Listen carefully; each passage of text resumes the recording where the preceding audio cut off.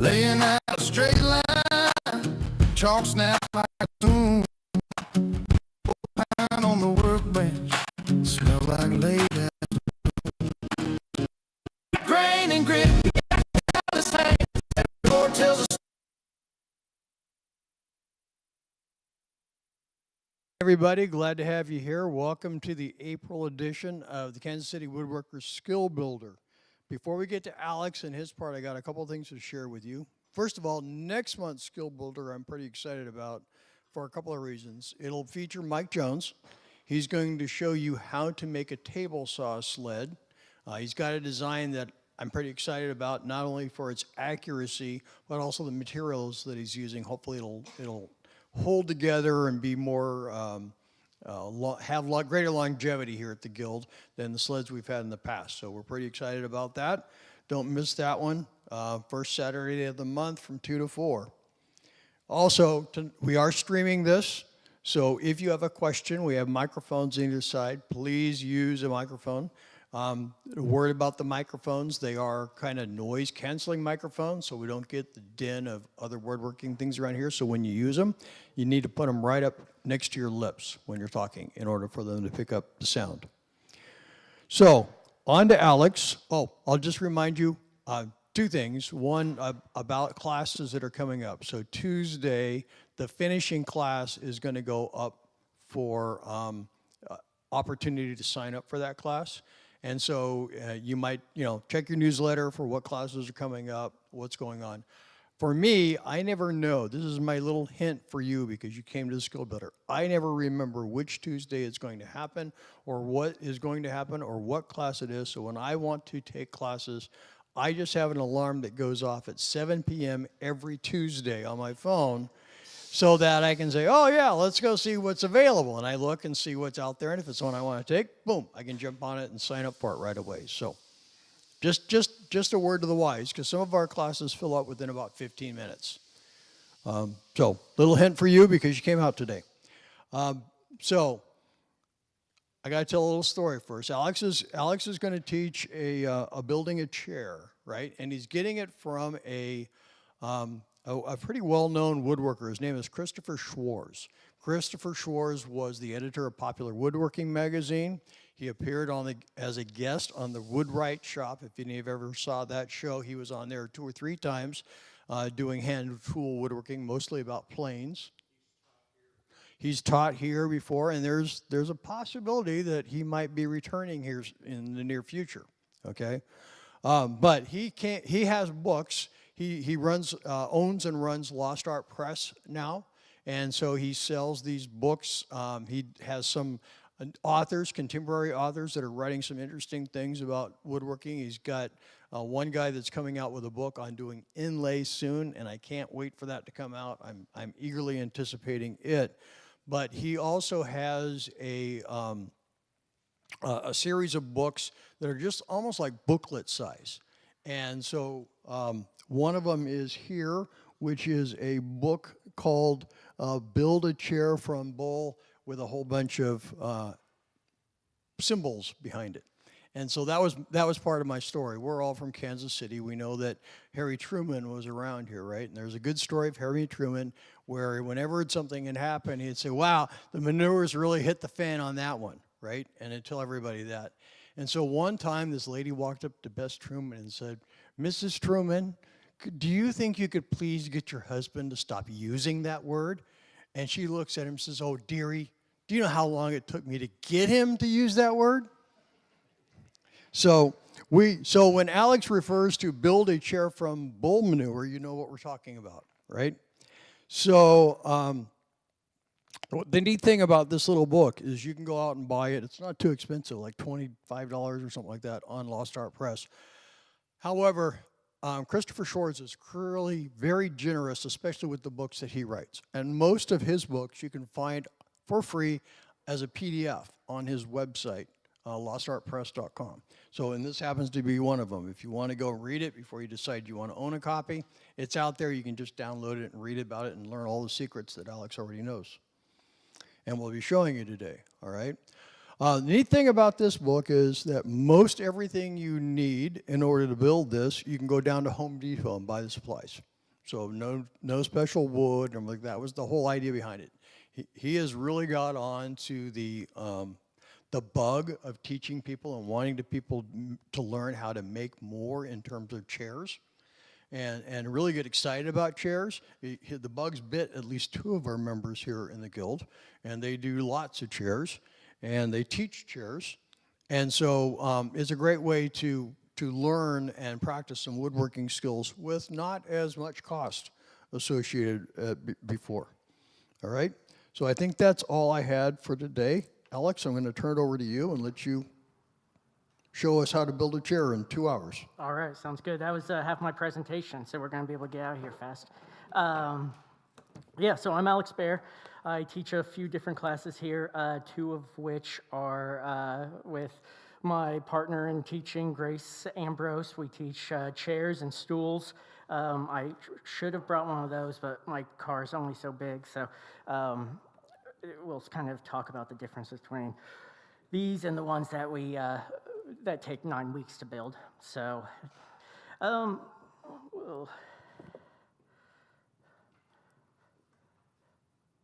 Chris, can we swap over to the slides real quick? So, yeah, as we were saying, build a chair. If you take a class with me, I maybe cuss too much, so that's a fair warning. But you know, someone brought like a 7-year-old today. So build a chair from bull manure is what we're going to be working on, or what I just changed the name to, build a chair in the afternoon. So usually takes me about 5 hours to build one of these, maybe a little less. The other day I built one with another person, and we both got one done in 4 hours. So hopefully we can push that with a little movie magic and get it done in 2 hours. So with everything I'm about to say, you know, all these techniques, opinions, they're all mine. You know, are these the right ones? Are these what you should be doing? Yes. I'm not taking any suggestions. You can ask questions if you want, but, you know, you're wrong if you tell me anything else. As some sources that I use that have helped me build these chairs and get a little bit faster, as Norm was saying, Chris's book, which is has a free PDF on his website. So it's called Build a Chair from BS, and it probably takes as long to read as it takes to build one today. So it's a short book, it's a fast read, and it's fairly entertaining. On his YouTube, he has a great series that's hosted by his apprentice, Kale, and a woman named Bridget that has her information's right below the Lost Art Press YouTube, but she has a great YouTube and Instagram and Substack. She also goes by Dinkle's Workshop. These videos that they create, they're free, they're hilarious, they're knowledgeable, they're more entertaining than I am, so you know, if you ever forget something, you can go back to those. But there's some things in here that I've changed. This is probably, the one I'm building today is probably gonna be my 5th one like this, so there's other little things that I've learned. Christian Bexford has a good article about sandwich drilling. I think that's a big part of making these chairs fast, along with Ruby Everett's. He has a new video, make a chair from green wood, which is like an Irish chair. He also Rudy is probably the biggest proponent of sandwich drilling, and we'll go over what that is. So these are what I would consider a vernacular chair. So vernacular chairs, they were not made by craftsmen in Philadelphia carving out ball and claw feet or shells or anything like that. These were guys that were out in the suburbs that a neighbor needed something, he needed something, and he just built it. It was off season for farming, things like that, and he would build chairs or cabinets or whatever, vernacular. So these vernacular items, they had these regional styles. They change here between where you went. This is kind of more of a Welsh style one. The materials, the traditions, just all local. They were, they weren't for the parlors of the millionaire bosses and things like that. These were for everyday people. Not high style, just high functioning, surviving today. Just, you could knock them around and have a good chair. Why I think these are vernacular is, unless you Rudy and Chris has broken into a graveyard before to get cut down some trees and things like that. I don't know if you want to do that in Kansas City. I guess I could go to Ward Parkway and start cutting down things in the middle. I think it's illegal. So, now this is kind of like our local materials is what we can get at Home Depot or Lowe's or Ace or Menards.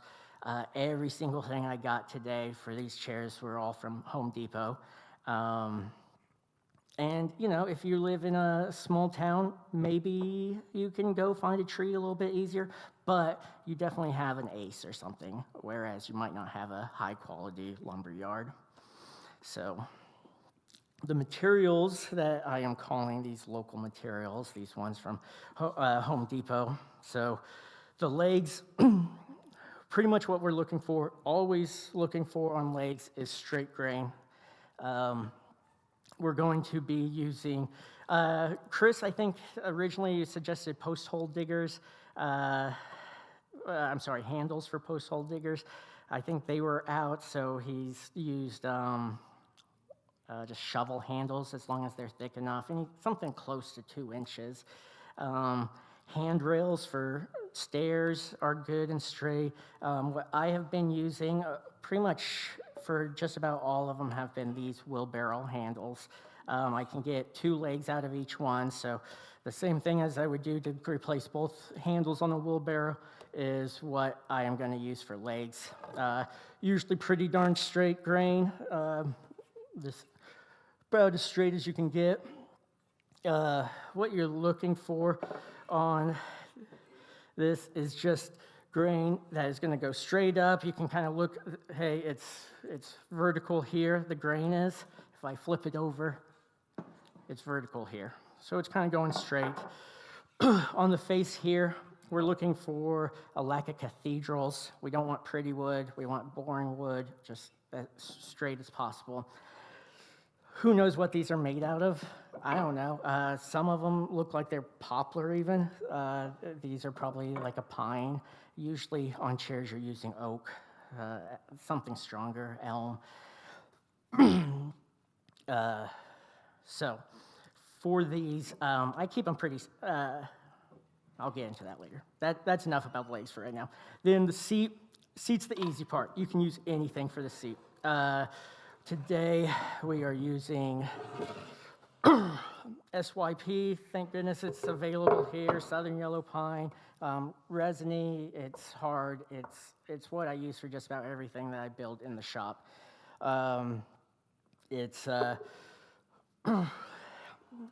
Really you can take the wood you don't want to use for anything else, things with knots,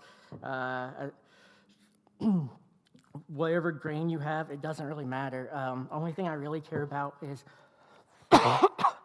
at hardware shops, hardware stores, they love to sell you pithy wood or wood from the middle. Don't get that.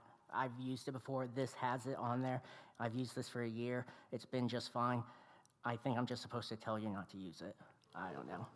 It will be fine, but it is a little softer wood. It will bend a little bit more. But really just about anything for seat. And that's kind of how it is for all chairs. You can use the nicest chairs in the world. They'll use pine or poplar or something cheap, and they'll good stuff. So then the sticks. This is probably the most expensive part of the chair.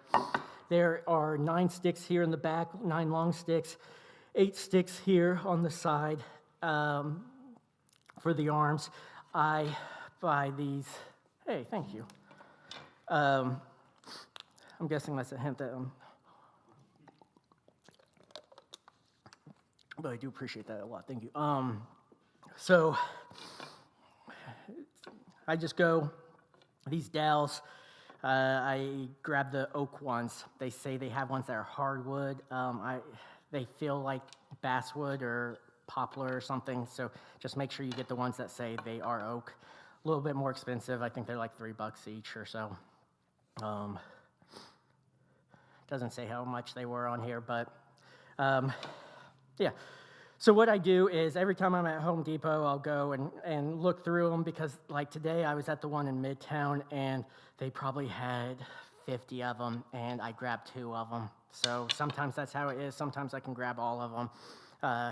But again, what kind of with the legs, what you're looking for is straight grain, very few cathedrals. Again, you can kind of make sure that the grain is the same direction on both ends. That's kind of the easier way. You can throw them on the floor and kind of roll them around, make sure they're nice and straight. So I usually grab 9 of those, and then that one of these is going to make both an arm and a long stick, a short stick and a long stick. Arms are going to be out of 3/4 birch ply. Kind of gives it that steam bent look that you would get on nicer Windsor chairs and vernacular Windsor chairs, stick chairs.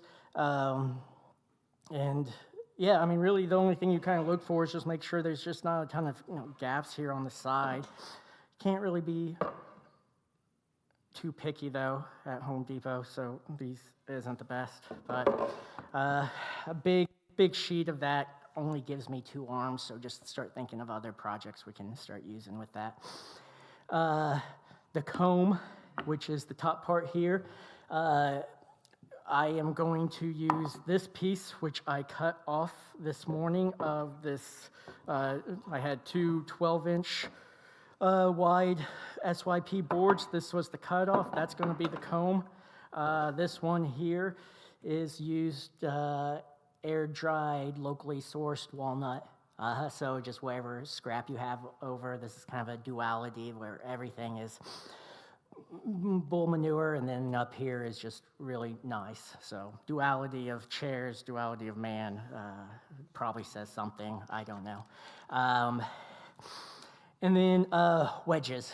I went to Home Depot this morning again, looking for stair tread. That's what a lot of people use. They just didn't have anything that was cheap enough that I wanted to show you guys. So I just grabbed something out of the scrap bin. You want something hardwood, hickory, oak.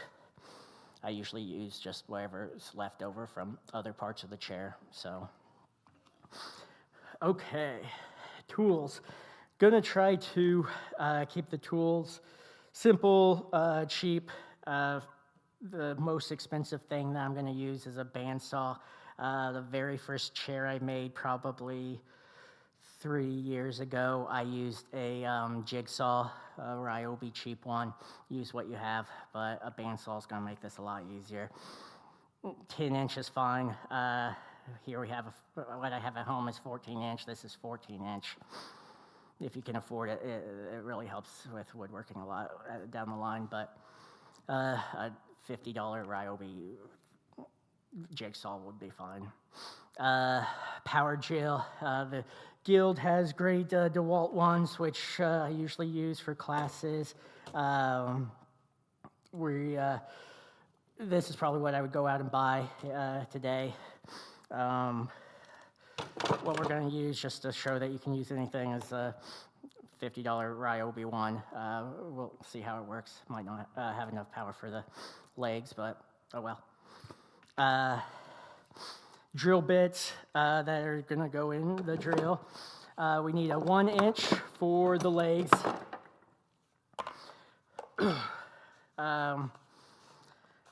This thing was like $30. Or the Diablo brand.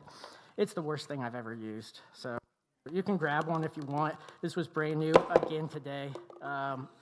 It was probably the most tear out I've ever had. It tore out not only on the bottom but at the top, so it's kind of impressive. So if you're looking for looking to build something that you don't want anyone to steal, I recommend that. We haven't tried this yet, but I'm guessing it's just as bad. This is a 5/8 spade bit. A little different than a spade bit. It's got this a little auger on the end. We'll see how it works.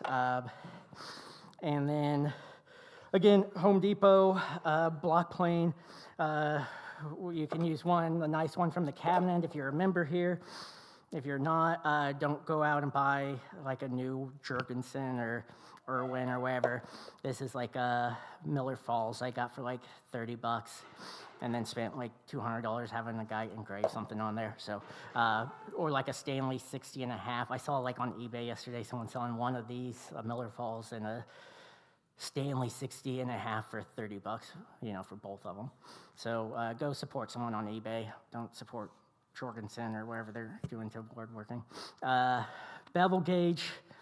I'm using the worst one that I have, just a little plastic thing.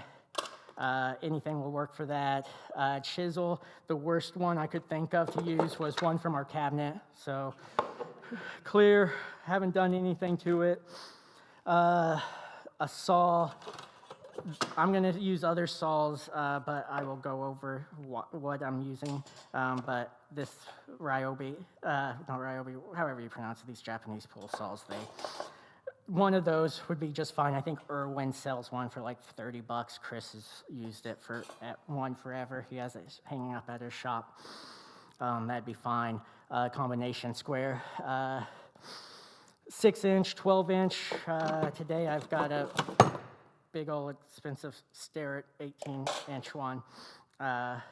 You don't need it. Yardstick is probably the thing I use most in woodworking. That's the best tool ever. And then a hammer, any hammer, 16-ounce, something like that. That's from the cabinet. So not really any special tools. Hopefully things you can either come here to the guild and use, or you can get for, I don't know, however much that is. Do the math. So let's build some chairs.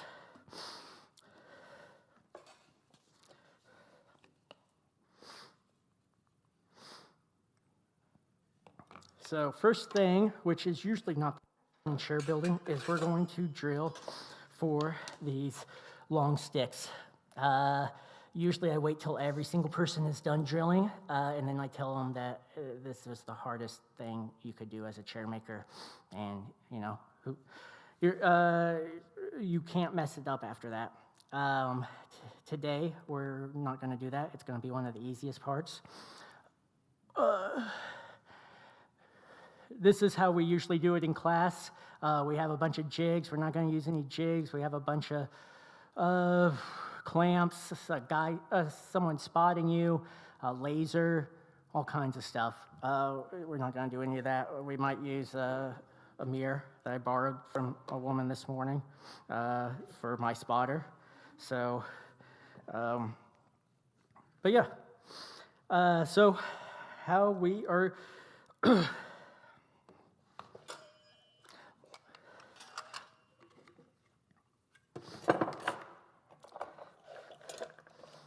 We're going back to our seat first.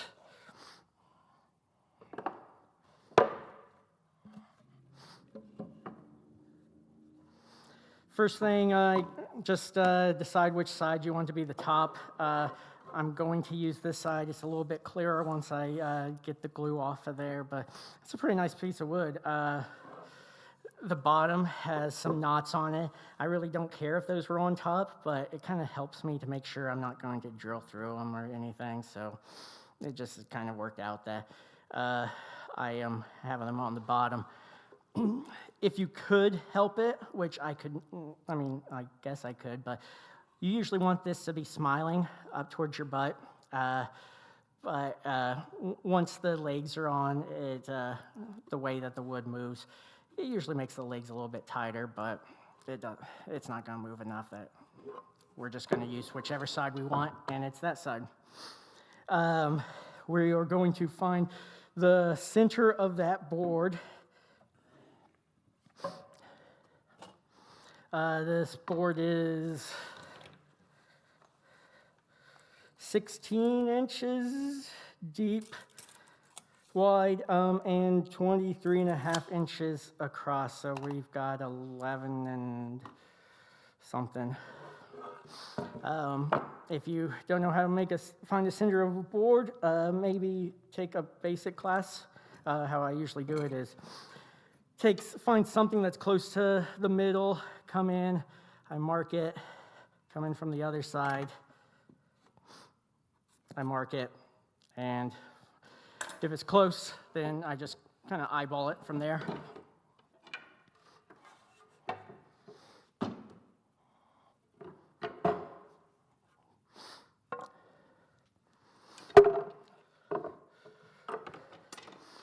I am going to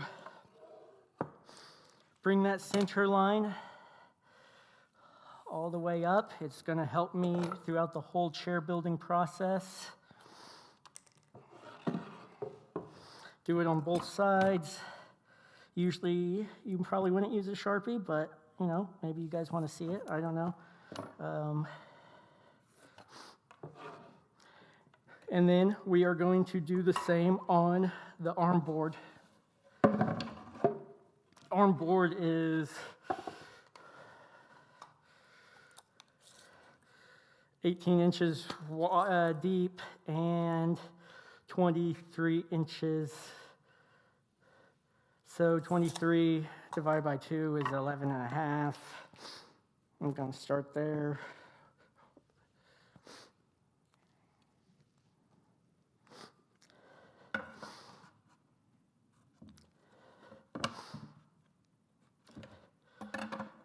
Bring it down on both sides again.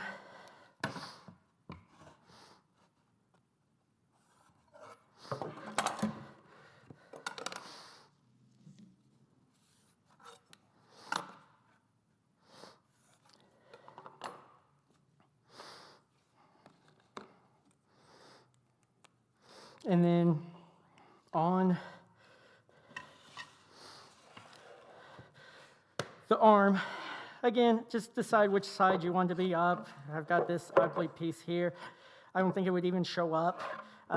It doesn't really matter which way that the board goes. I kind of cut it to where this grain is running this way across the arm just because that's how you would usually build a chair for a stronger arm. I could have just as easily done it the other way, but since it's plywood, it doesn't matter, and I'm painting it, so it doesn't matter, but here we are. These that I'm going to use, these are free with the PDF. You can print them out. You can go to FedEx, email it to them. I mean, I think it cost me like $4 to print these out. I put them on a piece of plywood, cut them out.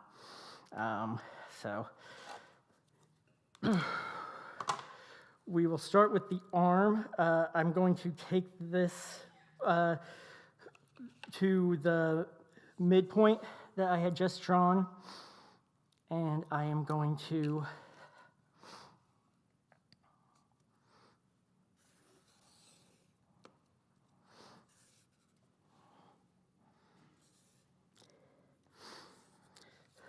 outline that. Again, usually you're using something a little skinnier than a marker, and then you'll just want to mark out your mortises. This is when we're teaching chairs. When Chris is teaching chairs, Grace and I have both been taught by Chris. Grace goes and helps Chris sometimes to teach classes. This is how we still do it. We give them a template. You work off that because it's real boring to make your own. So I am going to flip that over and go off the side again. The hardest part of these templates is just making sure that these are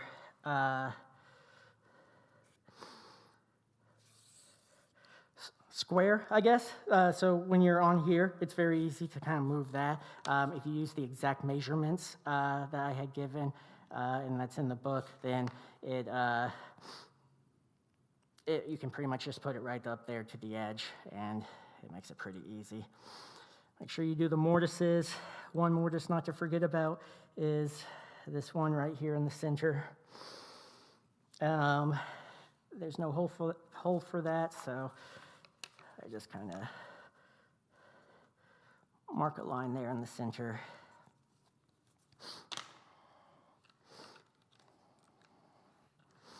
Also, another way to make sure that these are square, again, this just works for this template. If you decide to do make your own style chair, you'll just have to decide what this measurement is, but between these two is 20 inches.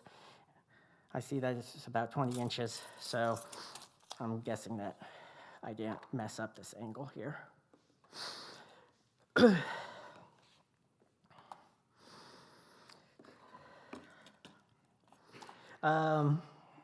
This is not how you make a chair usually. Usually you have to look at all kinds of different angles when you are using those jigs and drilling through the arm into the seat. This one's easy. All we're going to do is do like a 90-degree line through all of these mortises.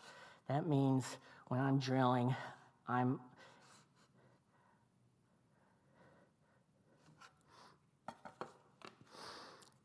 am going to be at 90 degrees.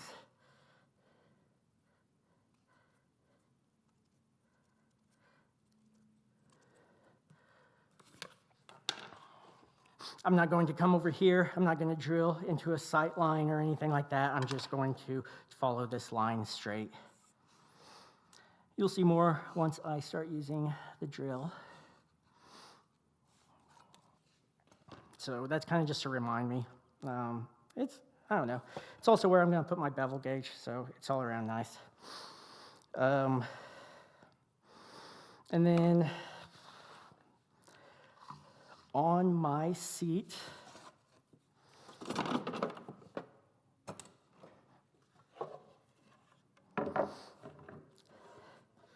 decide which side is the front and the back. The way I usually decide that is with this glue line. I don't want to drill through it for my legs, so sometimes that will help. Other times, there's a piece I want to cut off or something. I want to put it towards the back, something like that. But I'm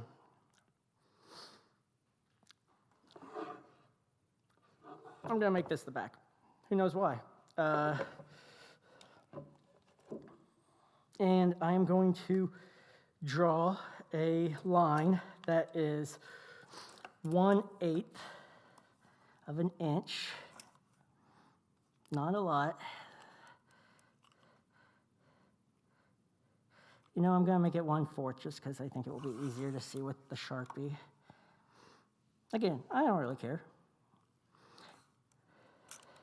But 1/8 is what we usually use. That little plate isn't going to make much difference in chair making.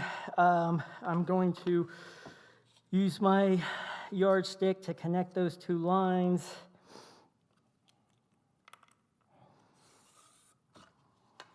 That's 1/8 then. What I am then going to do is take my arm, and my arm is here, starts at the back. The back of the arm is the back of this board. So I am just going to line that up with that mark I just made. I think this is 1/2 inch shorter in width than the seat.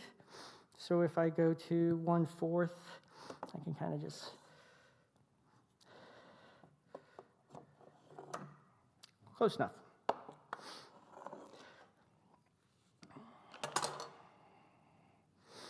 And I am going to clamp that. I'm only going to do this back part first. So where I clamp it doesn't really matter.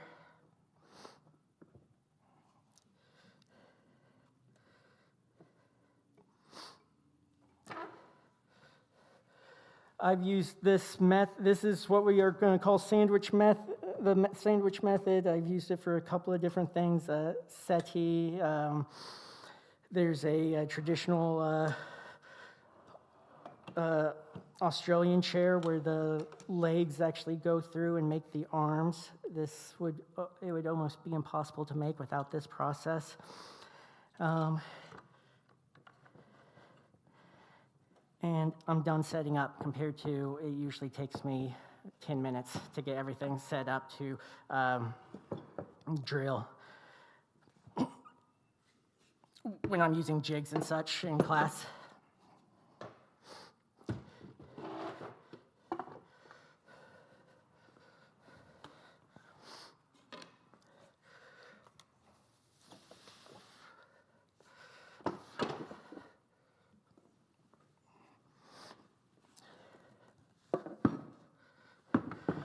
I am going to move these clamps just for the sake of making it easier to clamp to the bench.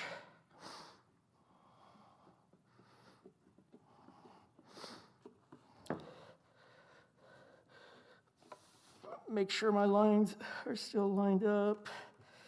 We're good.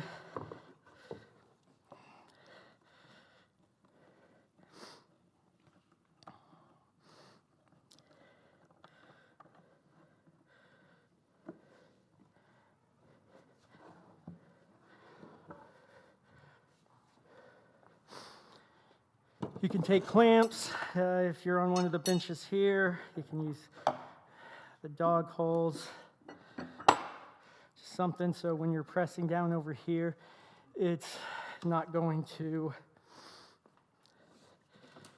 fall off the bench. Loud noise, loud noise.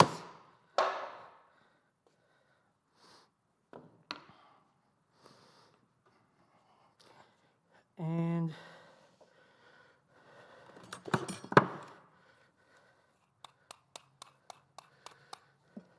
we've got our Ryobi drill. Usually on chairs,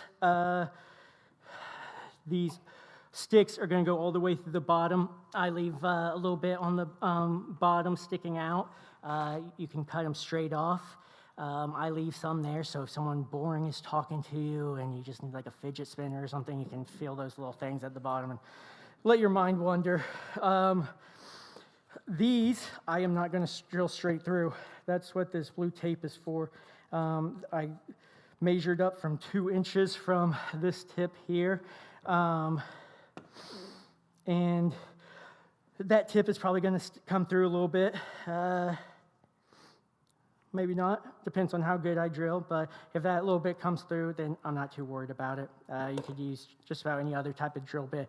If you use one that's more of like a cylinder, comes to like a tip or a pyramid or something like that, you might have to like wallow that out or something, because we want a pretty flat hole down there. So that's where the sticks are going to sit.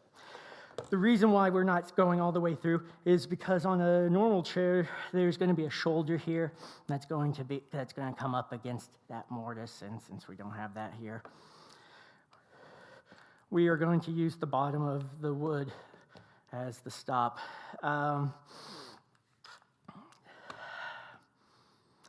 I grabbed this long one. This is what you would use, or like a bit extender, probably a longer one. If you're using a jig, I'm going to use this one because sometimes it's hard for people when they're first starting to make chairs, whenever they're looking at angles, to know kind of what angle you're looking at. So if everything's just too close or wherever, you can kind of get thrown off. I'll show you more what I mean there.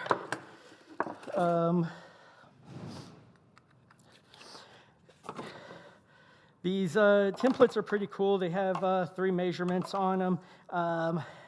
10 degrees off 90, 16, 29. Those are everything that we're going to need. That's what you can set your bevel gauge for. For those back sticks, they are going to be 10 degrees off 90.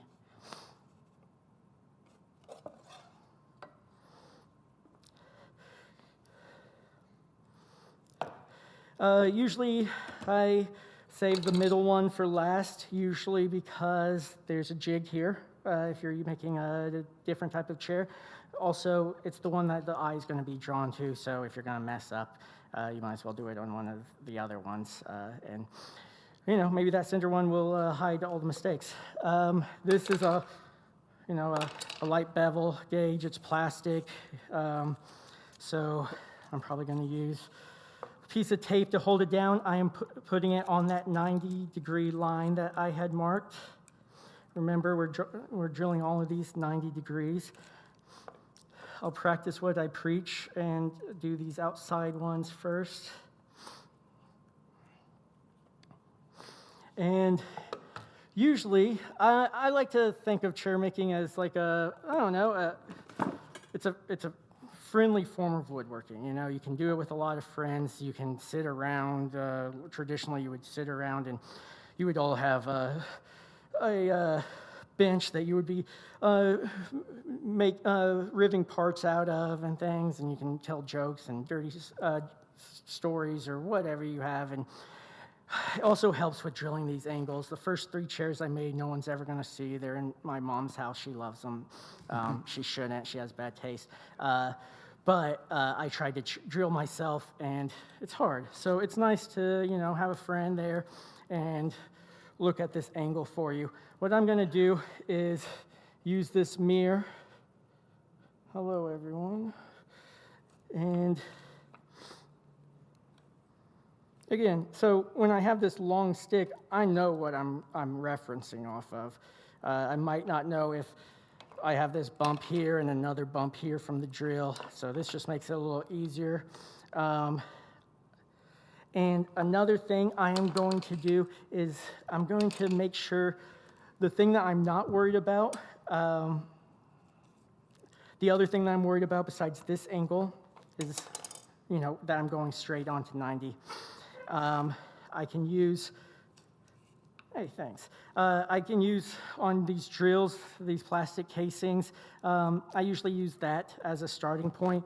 I line it up, I look straight down the drill, all the way down that line to make sure that I'm kind of lined up. I think the worst thing they did about drills is stop making them look like egg beaters. Now they look like pistols, so you want to use them like that.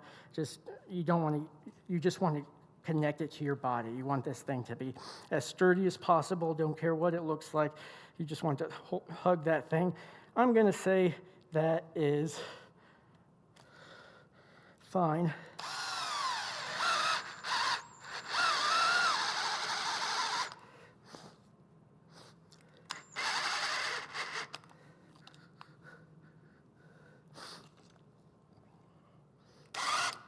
And that's about where my blue tape is.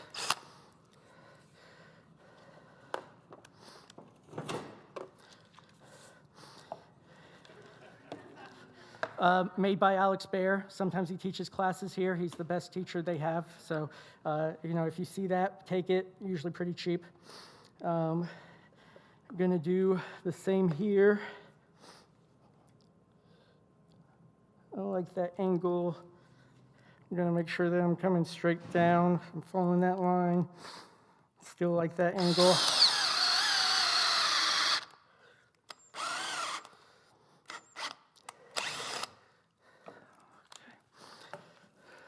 Thank you, Norm.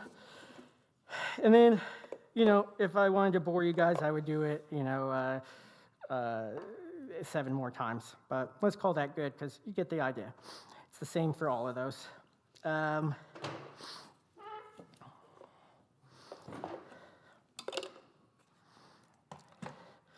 Going to unhook this.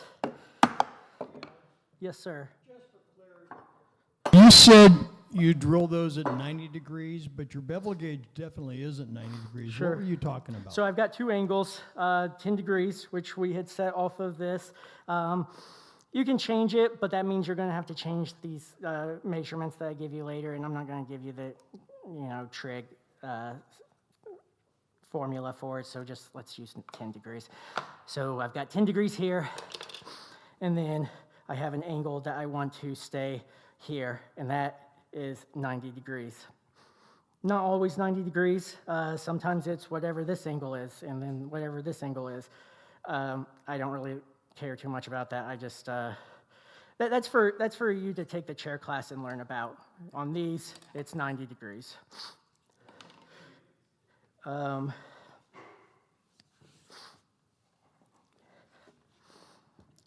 This is going to come off.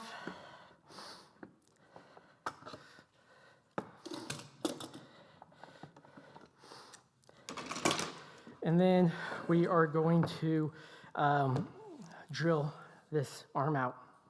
So, gonna go to the bandsaw, put it just above the height of my material. Let's call it there. And we're just gonna cut that out. I don't know, I usually stay, an eighth an inch away from the line. I'm going to try to get pretty close to the line here, but I usually clean it up afterwards with sandpaper or one of the sanders back there. We'll talk more after I am done cutting. So.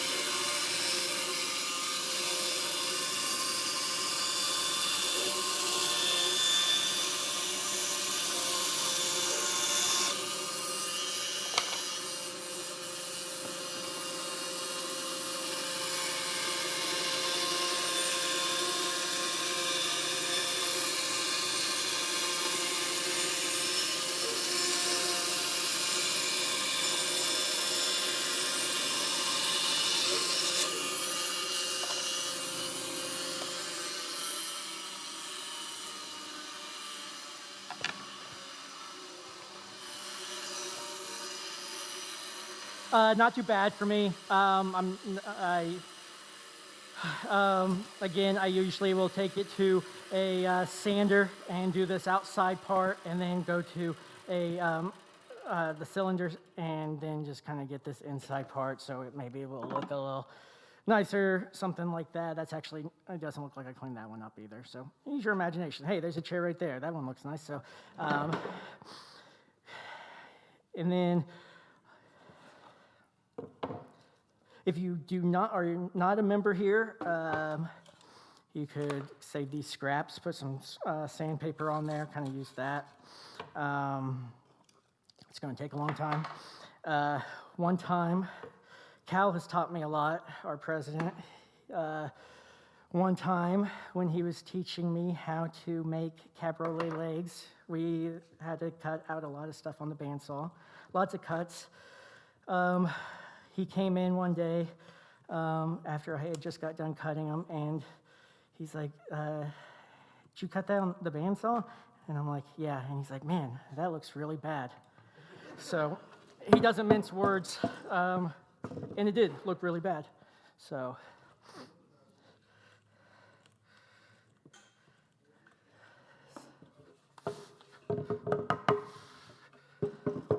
okay. Usually you're going to have 9 holes there, but the only ones I really care about are those outside holes. I guess you could use any of them.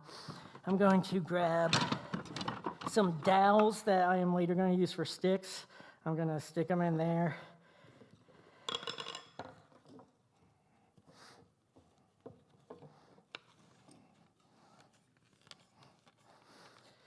Chair making, probably the best forearm workout that you can get. Lots of twisting.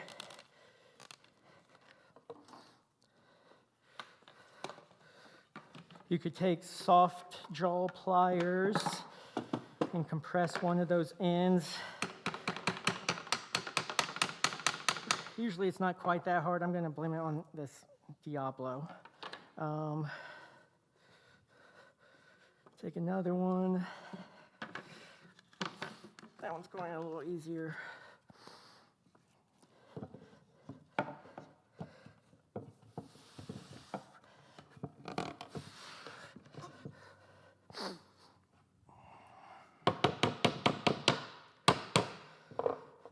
And I'm back to where I was drilling.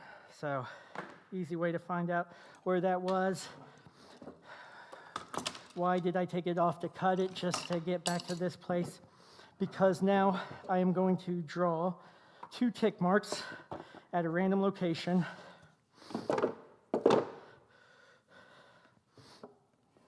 Doesn't matter where. I'm going to set my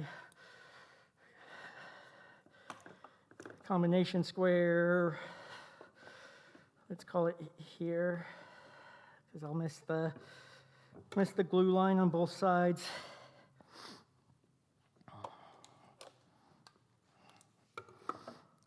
I'm going to tick mark the seat and the arm. Again, on the other side, the seat and the arm, and whatever measurement that is. Choose your favorite. I am then going to take these out.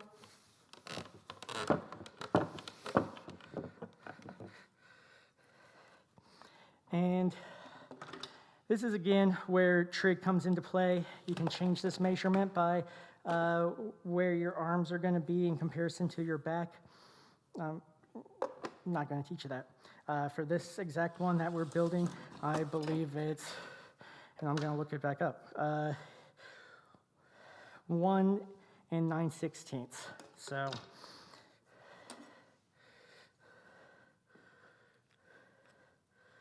I am going to come from this tick mark that I had made on the seat, start from 0. I'm going to go up 1 inch and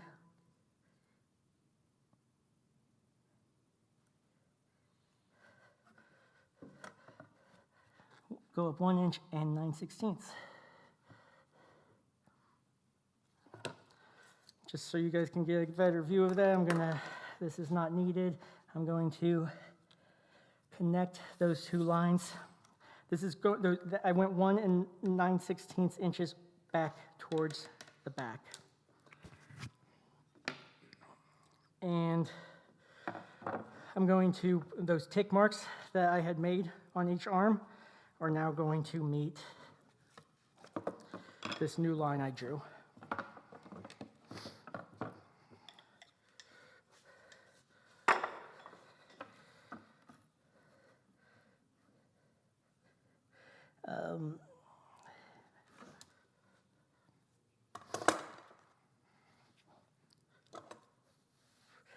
I think there was a 1/4 inch on both sides. That makes it a little bit easier for me to line up.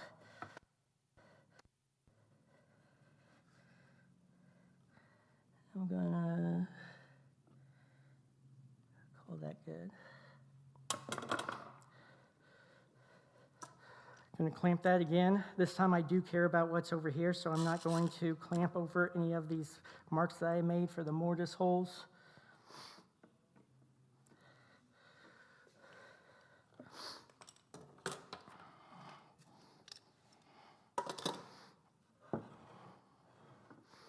I'm going to fix the mistake I did last time, and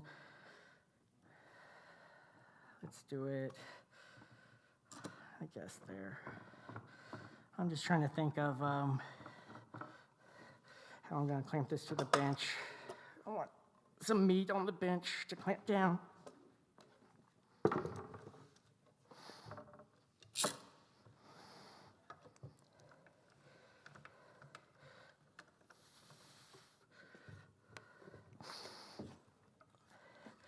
And this is so you're not sitting straight up and down.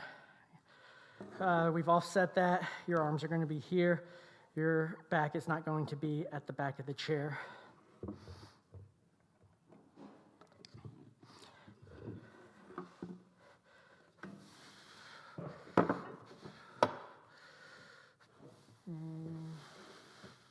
Let's do there.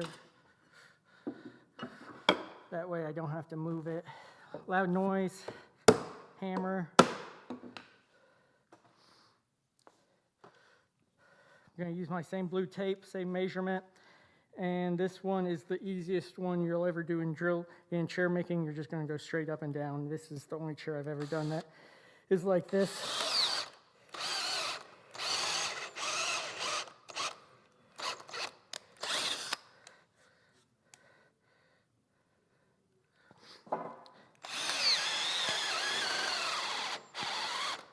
Since it's going pretty fast, I'm going to make you go ahead and sit through watching me do all of these because it will make it easier on me later when I actually finish the chair.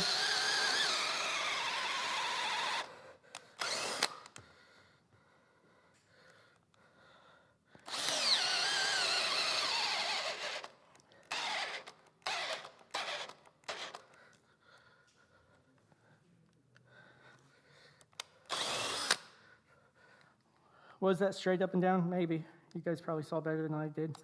Probably not. Kind of. Thank you. That's the perfect. That's how we do in my shop.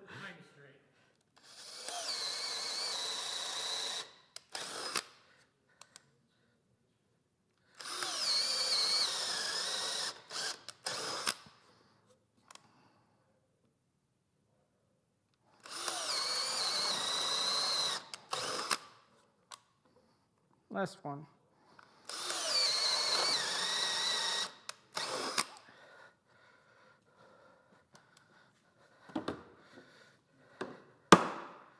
Noise.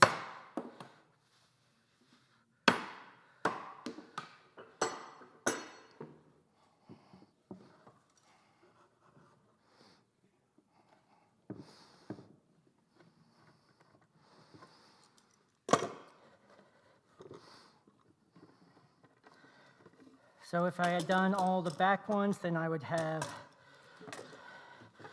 9 holes there, 4 here, 4 there. Hopefully when I then prop this up, they all fit holes. It's not really a guessing game. It's when you're using a jig and a lot of things can go wrong. This thing was sitting right there. This thing's going to go together, no problem. Easiest way to drill these sticks. So we're going to do some Roy Underhill movie magic, and I have a seat here.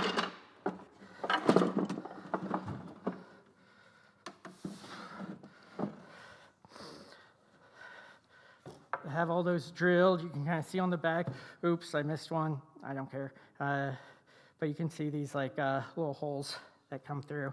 But that's a good. So you will see a little bit poking through. No one's ever going to see the bottom of the chair except for babies and cats, and they don't tell about it. So then I have a lot more to cut out on this one in comparison to that one, just because I cut this out for the comb. But I'm going to go back to the bandsaw and cut that out right quick.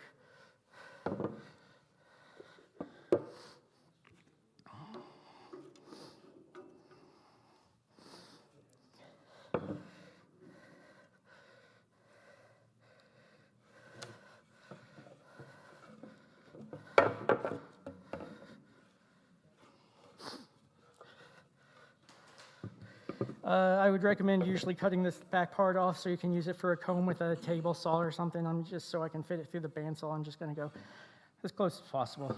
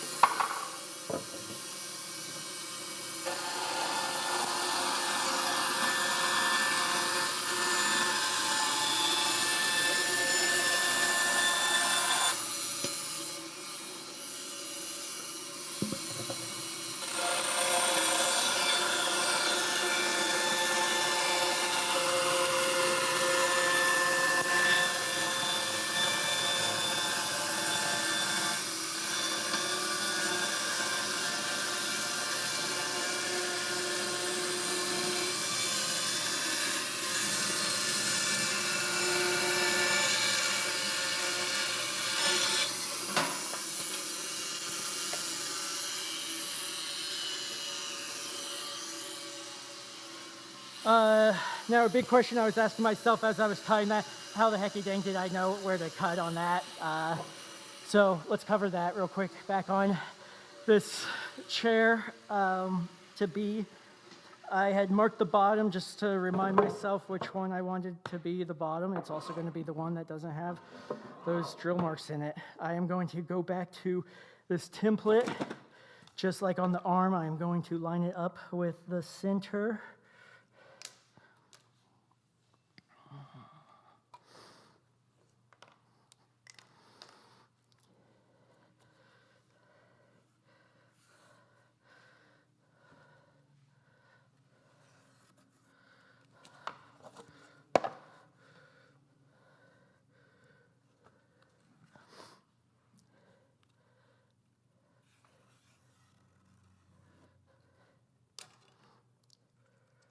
Mark the holes for the mortises.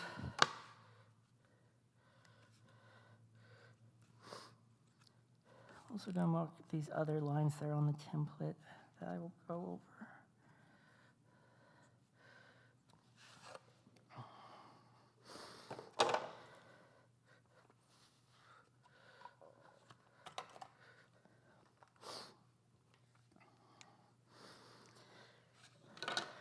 So, I'm going to have to set the sight lines. That's one of the angles that we're going to go off of whenever we're drilling for the legs. Sight lines are pretty complicated. Pay to take the class, and you'll learn all about them. I am going to use this template, which was free, just like this class. So I'm going to connect those lines. And I already... Let's see here, this line, it goes to these front ones.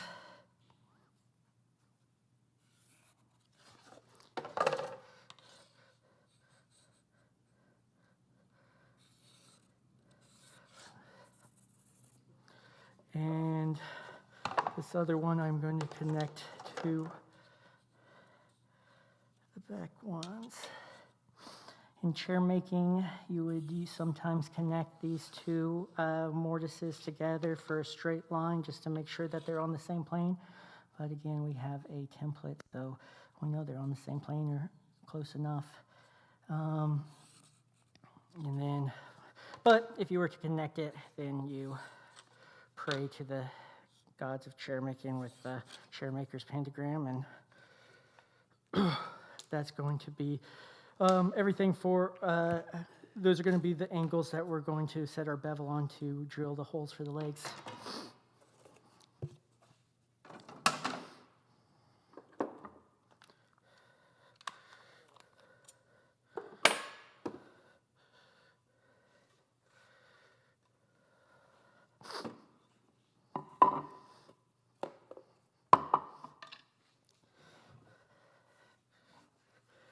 Just like I put the connected the arm to the seat when I was drilling those holes, you could grab another piece of plywood, maybe the cutoffs, and attach it to the bottom, reduce tear out. That's probably what you should do. We're not going to waste time on that. We're going to pretend like we had a nicer Japanese-made drill bit and just pretend there's no blowout. So again, this is the bottom. We're drilling from the bottom up through the top. So usually when you are getting blowout, it's up here on the top. So that's why it's kind of nice to have underlayment, something to press up against there. So reduce the tear out.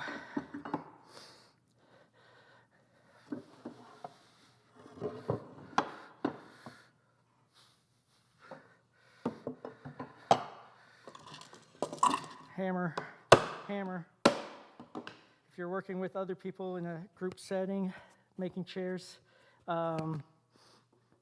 they might be on a different step than you are, might be doing something a little bit nicer to their chair. So it's kind of just nice to call that out, you know, so they're not spoke shaving something and mess up. These legs, they're, I think it's because the seat is so wide. Usually I'm too lazy to change the angle between the front legs and the back legs. These ones do have different angles. It's going to be 29 degrees off of 90 for the back ones, 16 degrees off of 90 on the front ones. Just like on the middle stick of this chair, I am going to do the back ones first, get myself some practice. It's the ones that people are going to look at the least. God, we're making good time. We're going to make a few chairs today, I think. I do have, I guess there's more chair to make. Let's see how it goes. Okay, so 29 degrees for the back. Setting it off this angle that was nicely provided on the template. Otherwise, you could use a protractor. And we are going to switch to this bit. We're going to, I had already changed out the battery. Look at that thing. No one needs this. Why is that so big? I hate this thing. Diablo, I want you to know that this is the official statement of the Kansas City Woodworking Guild, and do better, okay?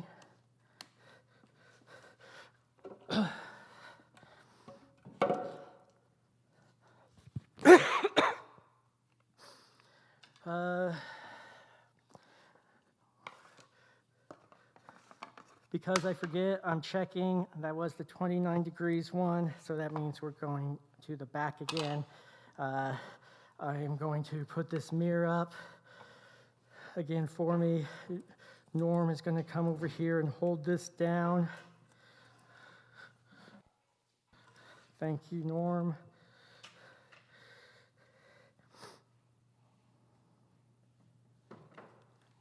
I say that's pretty good. I'm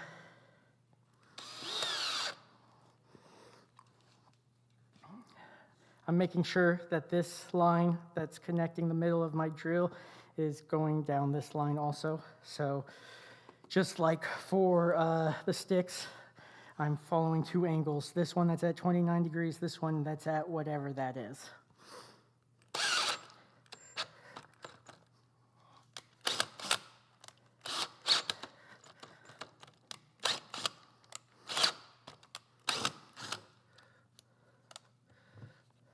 Choke off, get my angle again. So maybe you do need a nicer drill. If you want to get a little lesser expensive one, one that I use a lot at home is old DeWalt one that is corded, has a ton of power. I love it. Again, just trying to save you money here. We're making vernacular chairs.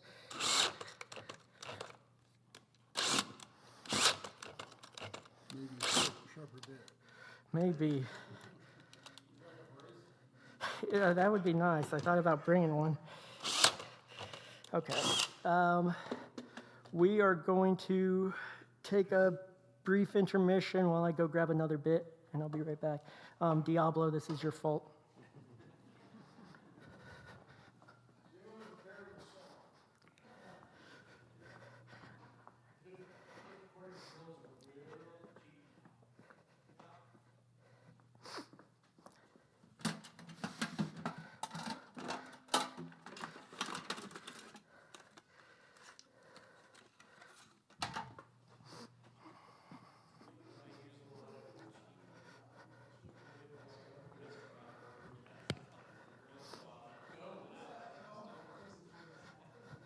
So while Alex is looking for a bit, I'll share a tip with you.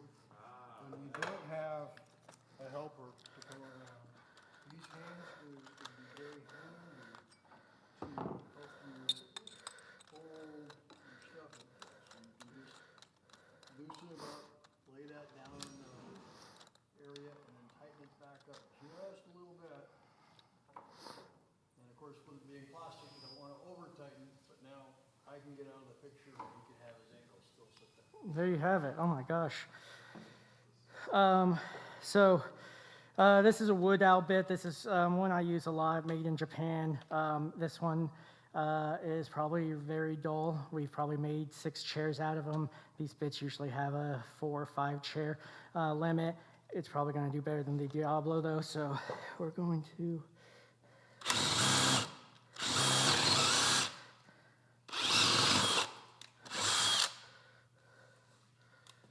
Oh my gosh, and no taro at the bottom, no taro at the top, because that's usually unheard of.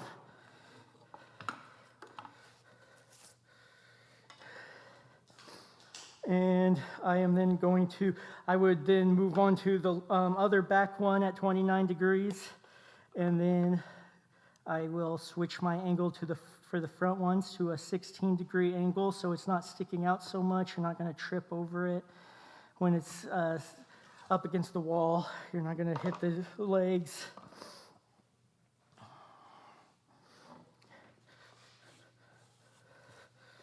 We're going to use this hand screw here.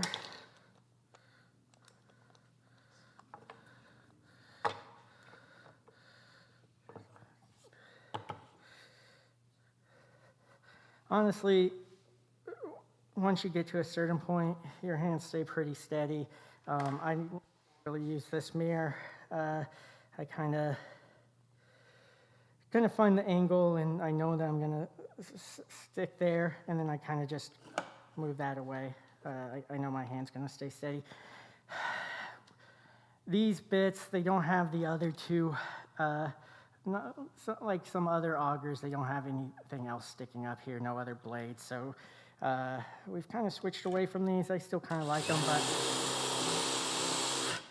you kind of have to start the hole at 90 degrees.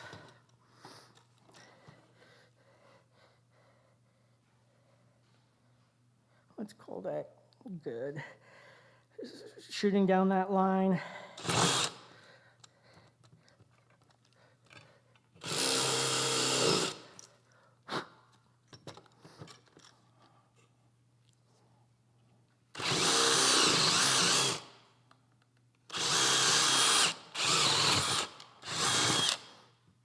No tear out. I mean, I think if you aren't in a rush, I don't think the wood owls or a Star M is another Japanese brand. I think they're the same price, maybe cheaper than the ones from Home Depot. Maybe the Irwin ones from Lowe's would be fine. Who knows? I do have a strong opinion on the ones from Home Depot, though. And then I would return again, do this one in the front. This one I already had cooking in the oven. I did before you guys got here, so here's the tear out. This is at the top. That doesn't look very good. I saved that piece, and I'm just going to glue it back in. Otherwise, you're just going to use some filler or something, and we're going to paint these chairs because we're using wood we got from a hardware store. And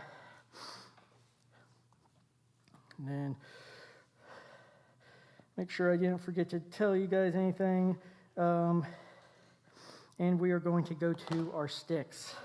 Usually, one of the biggest pains in chair making is making these sticks. A lot of old chairs would have had 4 sticks back here. That's because these suck to make, so you want to make as few as possible. So this one has 9. We're doing that because we're not making the sticks. We have these dowels that we talked about earlier that are straight from Home Depot. And again, one of these is going to make a short stick and a long stick. The short stick is going to be, usually the arms are around like 8 inches or so, 8.5. These are for lounging by the fire, reading some books, drinking some apple juice, and you don't need them up to be on a computer. So they're pretty low down, so we're doing 10.5 sticks. That leaves us some to put into the tenons, into the mortises.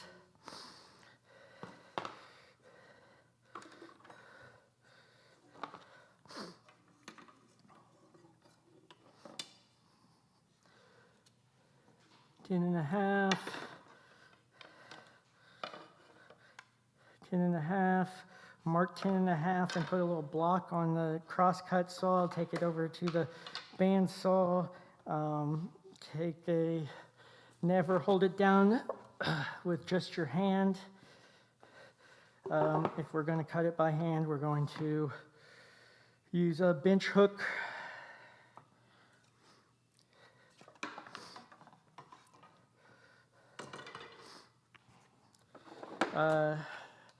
This is just another Japanese saw. I usually don't use them, but in chair making, I don't know. I'm not as precise, and they get through pretty fast. I like that this one has a back on it, so that's why I'm switching to this rather than that one that has blades on both sides. Gonna go to that line, and whatever saw you're using to cut,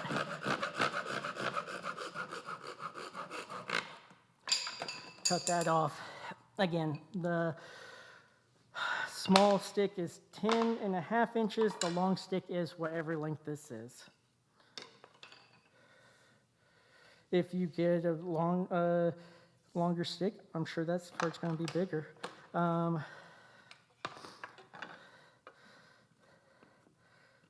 to that line, holding this up against this fence. Fingers are far away from the saw.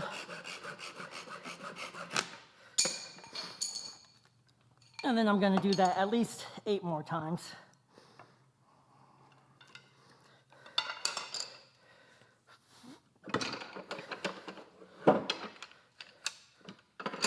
But I've already got those cut, so I won't make you watch me do the same cuts on all of those again. One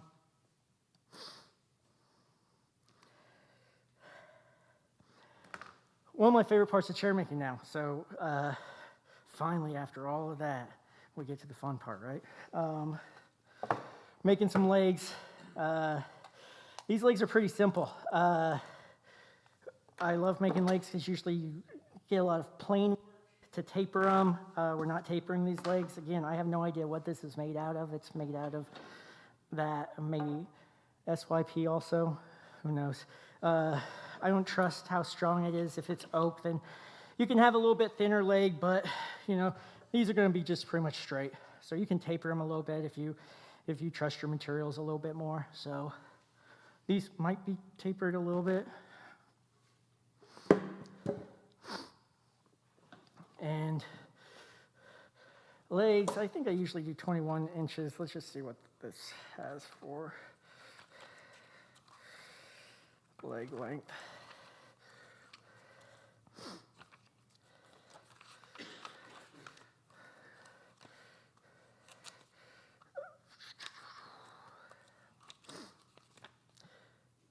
$20 inches.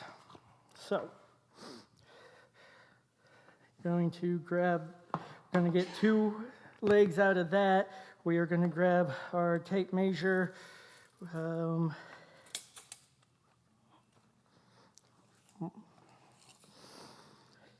20 inches.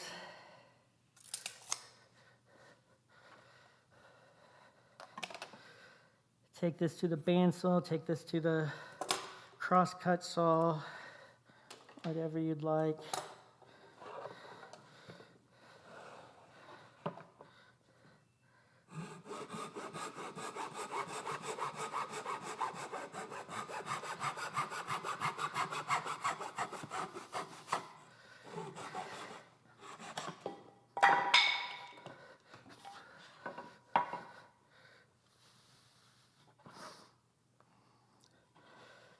Get another leg out of this. Same length.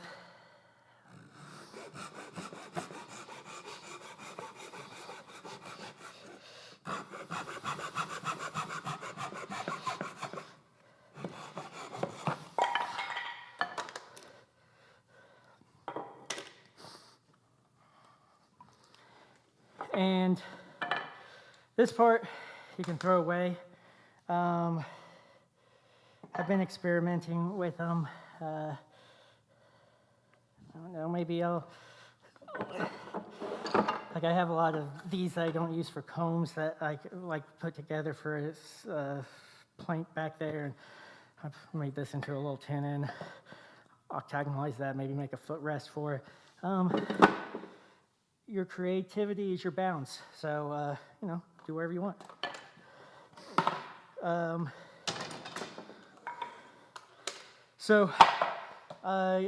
If you got shovel legs, you got shovel legs, post digger legs, these might have already been round. If you got a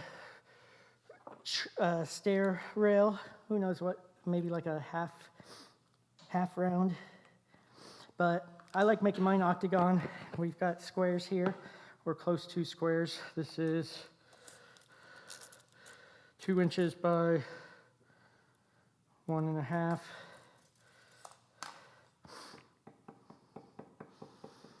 I mean, I guess I would probably usually go and just make sure all sides are 1.5 inches with the rip cut saw, but we're just going to roll with this.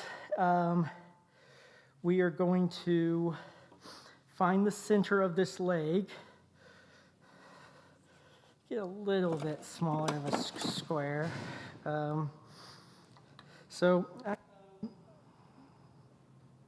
I'm resting this 45-degree angle on the edge of one of these, and I'm going to use this to mark the center. I'm going to do it on this side because that's the side I cross-cut and I wasn't too delicate with it. So that, I'm then going to meet this. I'm going to come from one corner of the leg and meet it with the blade of my combination square, and that's how I'm just going to keep this set. I'm then going to go around to every corner and mark this. I'll explain more once I'm done marking. These will usually be, you know, the same distance from each because you're square stock. This is not square stock.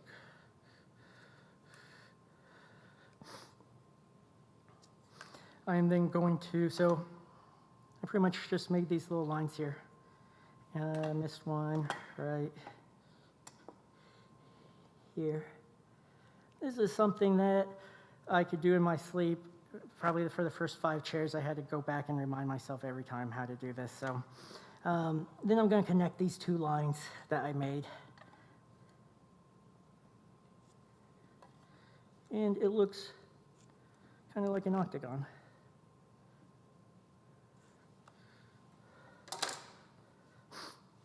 It's actually, that doesn't matter.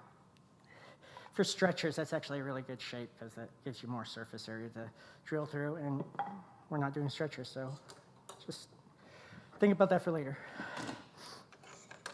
If this is your first time doing this, I would take these measurements, do the exact same thing around here, draw out your octagon, maybe connect these 2 lines here, like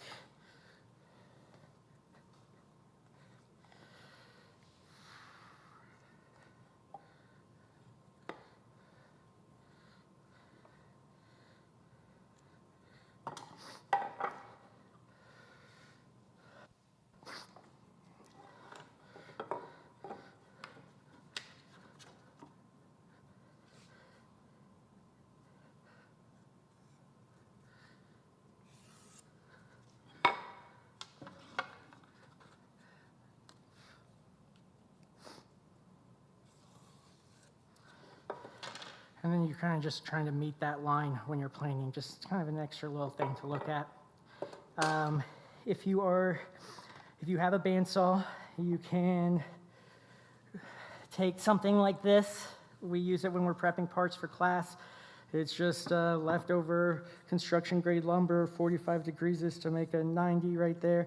A hole to fit into the blade here.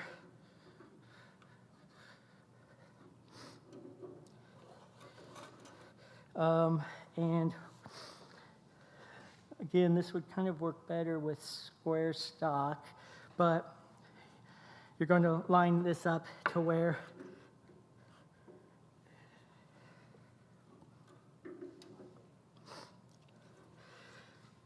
that blade is going to hit this. You're going to have a fence here, so you're going to make sure that it's a straight cut, and you're just going to go around every time. Easy. If you don't have one of those, you could take a plane. Chair making, the majority of the time when I'm using a plane, I'm taking the most cut that I can handle. I'm not smoothing anything out. I'm just removing material. I've got a jack plane.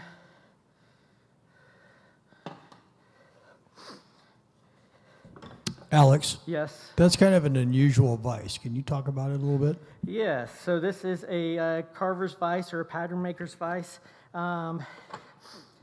It is one of the cheapest things you can buy and probably one of the vices I use the most.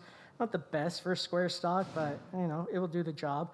But for things that are not square, which I don't really have, but like if we had a taper or something, these jaws move they'll move whichever direction that you need them to. You can loosen this and that one will move also. But also, you don't have to worry, like if you had like a moccasin vise or something, or even like these face vices, if you're putting something up here, there's a good chance that this part down here is going to squeeze and it's going to pop up, and it's just, you can put this small amount of material in there and you can work with it. So I use it almost every day. It's just about I'm going to say it's the only vise I use for chair making. So it kind of takes the place of someone help me out there, the bench, shaving horse. So you can shave on it, anything like that. You can make it taller. You can adjust this so if you are shaving towards yourself. And I'm just going to meet those lines.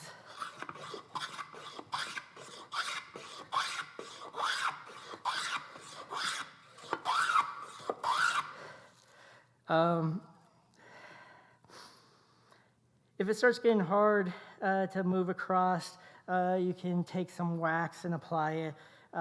You can skew this. Makes it a little bit easier to go across.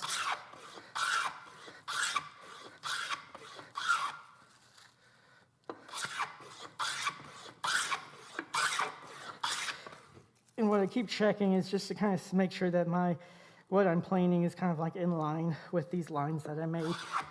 Usually it's a lot easier than this because it's a straight line and you're just planing straight. But I'm kind of angled a little bit.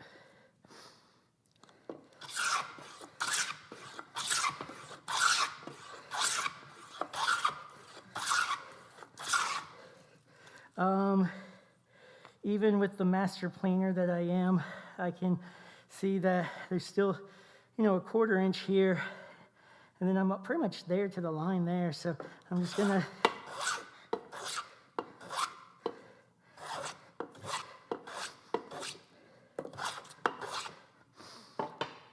we're not gonna do that with these legs, but I'm gonna explain how to taper them real quick, because again, it's just fun. It's easy. It's easier than what you think it is. So you've got your leg here. You want this side to be thinner than this side just to make it look nicer. It doesn't look like a hot dog or anything. And you're going to kind of split this into 3 sections. These lines, I don't know if they're equal, just something like 3 sections. Let's say this is the top of the leg.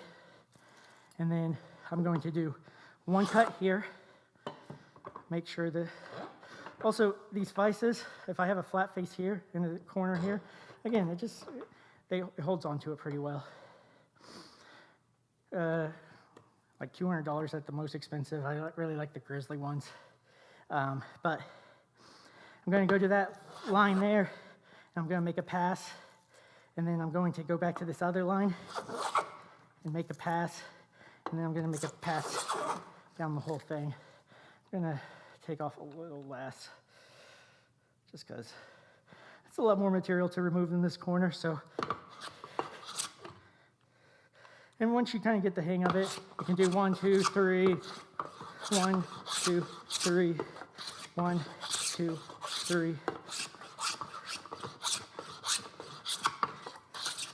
So what that's doing is, for every 3 passes you're doing down here, you're taking 6 here and 9 there. So eventually, it's just going to be thinner up there.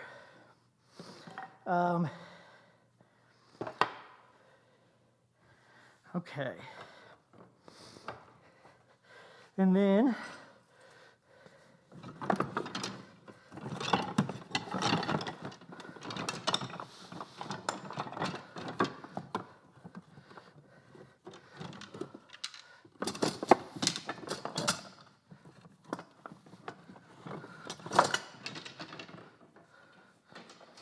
eventually you do this.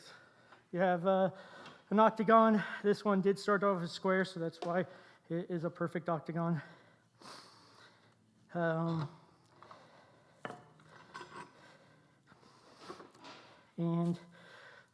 then we have to make a tenon that will fit in those holes that we cut on the seat.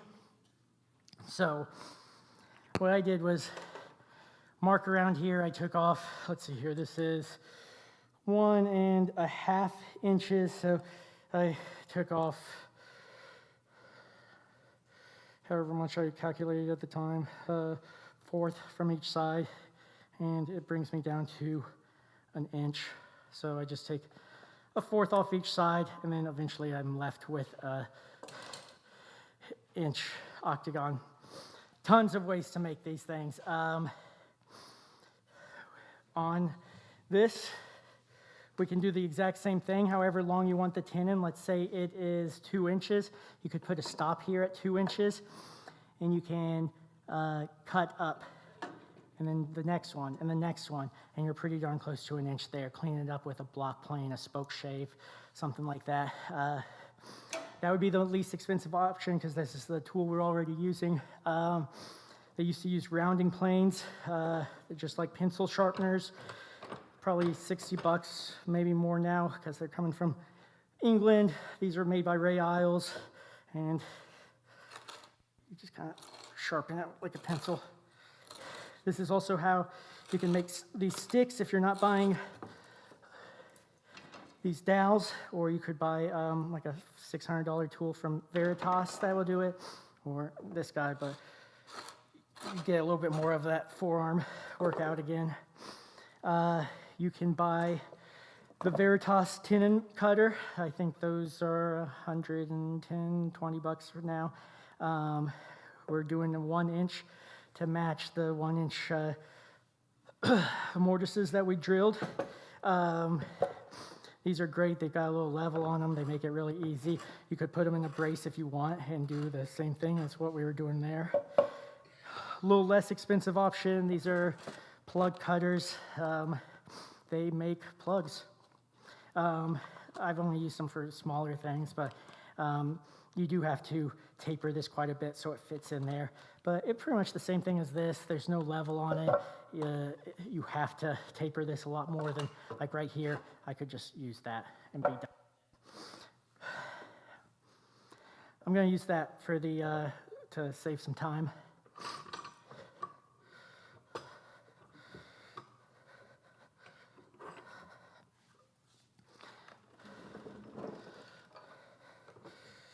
I am going to make sure that the leg is level. Easy way to do that is I'm just lining up these little facets on both sides with the top of that jaw. If you have tapered them, You might have to add something like a 3/8 or a 1/4, how much you're taking off down here to even it out. I just kind of usually eyeball it. It's chair making. The chairs are going to be the legs are going to be far enough away from one another that no one's going to tell the difference. If I was not using this, if I was using that plug cutter that's like 40 or 60 bucks, maybe half the price of this, doesn't have that level on it, I usually glue one to the side of so I can make sure that it's in the right plane there. And just like with drilling the holes, I want to make sure that the bubble level is going to get me this angle, going to get me level to the leg. It's right there in the middle. And then I'm also going to sight down the leg. So I'm going to use the same molding from the construction of the drill, and I'm just going to sight down here. It's like driving a car. You're not looking at your dashboard. You're looking down the road. And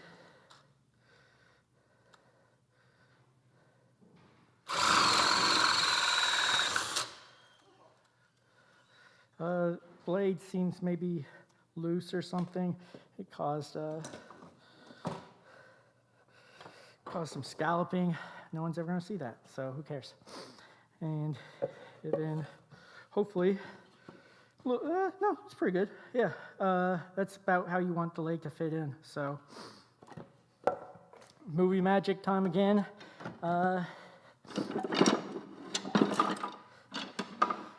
Actually, one more thing to show you on this one. Once you have all the legs put in,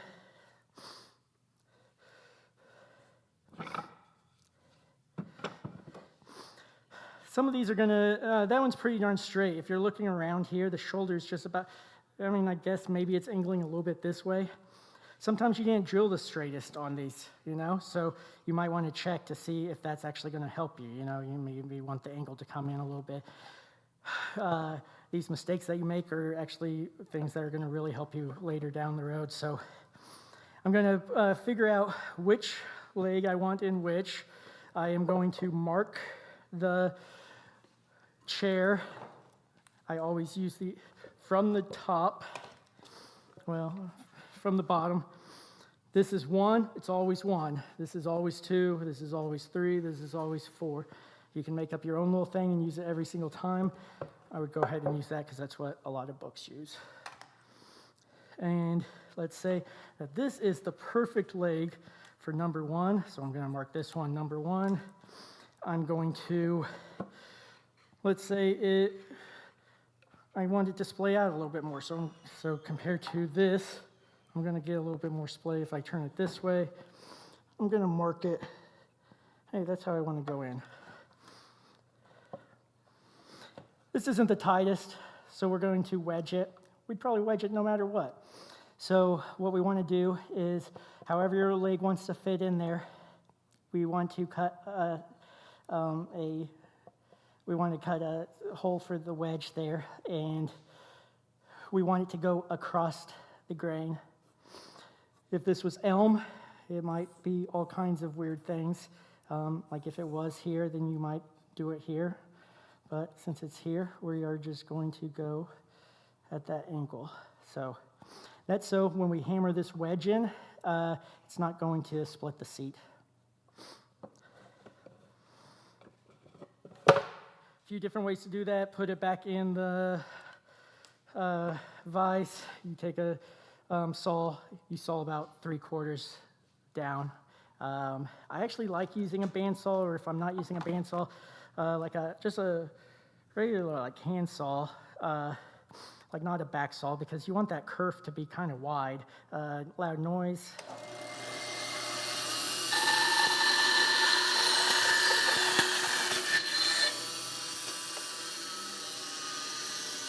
So about 3/4 of the way down, maybe a little further. Who knows? Another thing you can do just to make your life easier is once it's in there, you can mark at the top part, the furthest part up, which would be right there. And you could take that over to the bandsaw and clean that out. Just cut it straight down. We're not going to try to follow an angle or anything. And that's just less work we have to cut off later. But we've already done that with these. And you can see these, I think, were bought at Lowe's compared to this wood here. I mean, that looks like poplar to me. Who knows what that is? Different from that.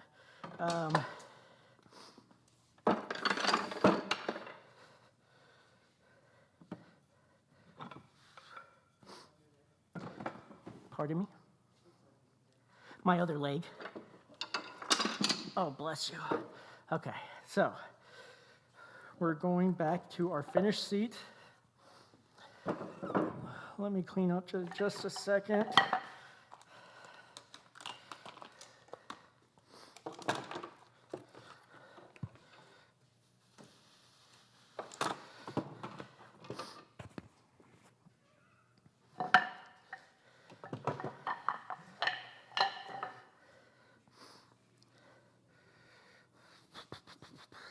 And then where's my other seat? There's one there.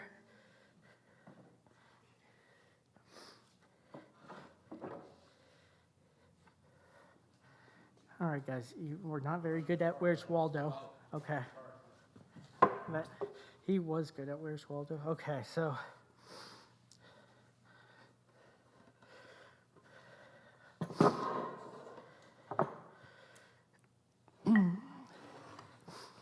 I do kind of want to, you do not have to do this. This is extra tools.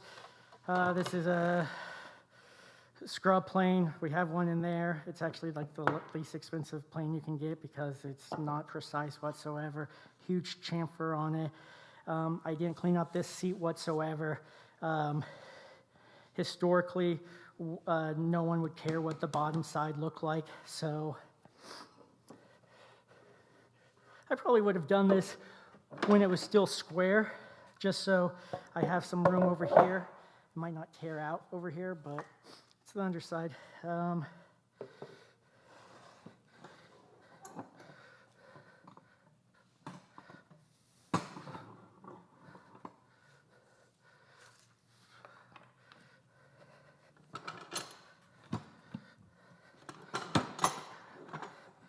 However you want to clamp this down. Sometimes I might end up doing it. You clamp down one side and you do one side and you clamp down the other and you do the other, but then you traverse across it. I want to take a little thicker cut.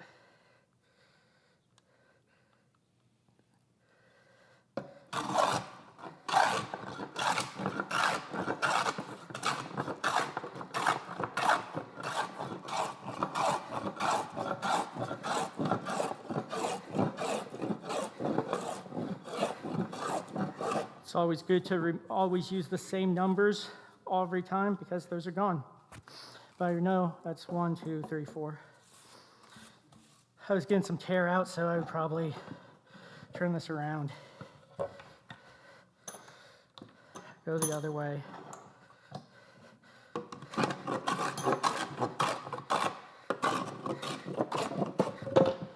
And goodness, that's ugly. But that's historically what it did, because when you're making these chairs real fast, no one's going to see this part, so you're not going to go with like a jack plane or a smoothing plane. You're just going to hog this out and get it somewhat flat.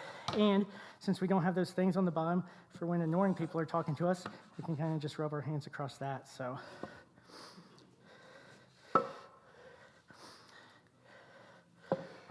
let's see here, 47.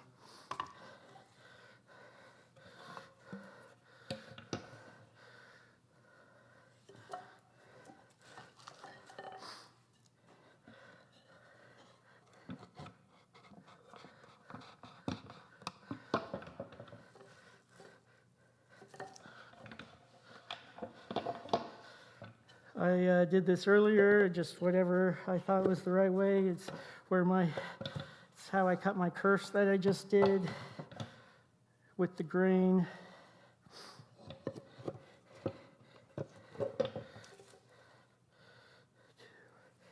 I don't think we're gonna have time to glue this thing, so you would put the glue on the tenons, you would put glue on inside the mortise, and you would stick it in there. And the name of the glue game for chair making is unlike what everyone tells you for every other part of woodworking. You're just going to use it. You're going to use a lot. It's the cheapest part of your chair. You might as well. What's it going to do? Leak out? I don't care. It's going to get painted over. It's going to get scraped off. You're going to use a lot of glue. Then I am going to take some wedges that I would have made from stair tread or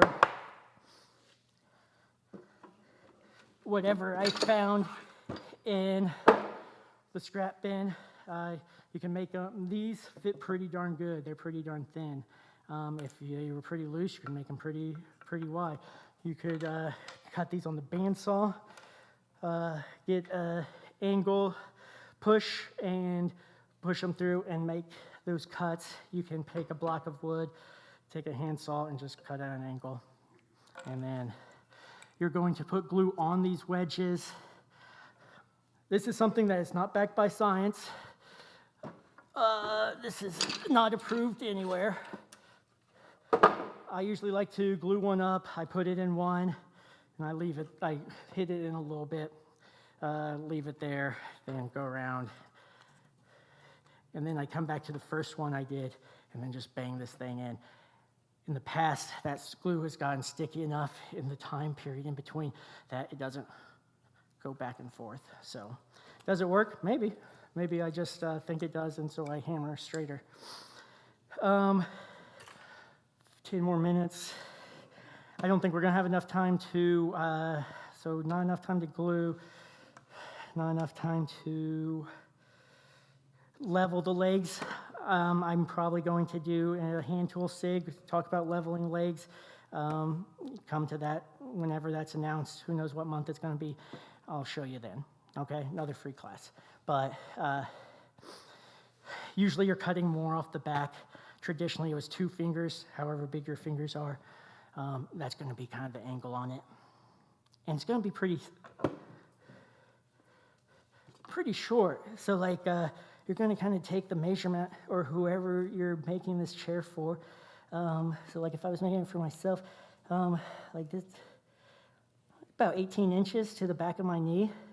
If I made it for my mom, it might be 16 and a half, and that's what I'm going to use to get that measurement from, and then that's how much I'm going to cut off those legs. Once you cut that off without the back on there, it looks pretty short, but I mean, what's this one? 17 and a half, that looks like a normal chair. These over here, once you put your butt on it, it goes to about 17 and a half. So just trust the process.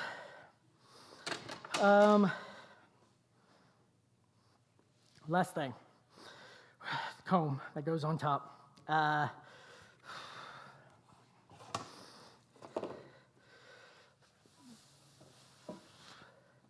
Let's see, what do I want to use?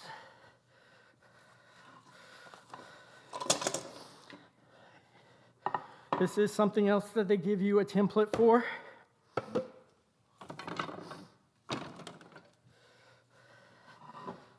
You mark your mortises. It's going to be just like on the arms. You're going to go at 90 there, and the angle that you're going to drill into this is going to be the same as these back sticks, so it's going to be 10 degrees.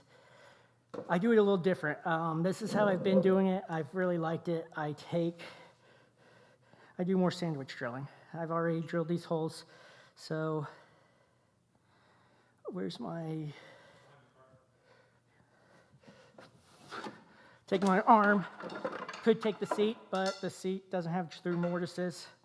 And I'm just going to put that here. One thing I always have to do for myself is look at a picture or something, or just put these sticks in here to know which way you're gonna be drilling in. So sticks are gonna come up this way and into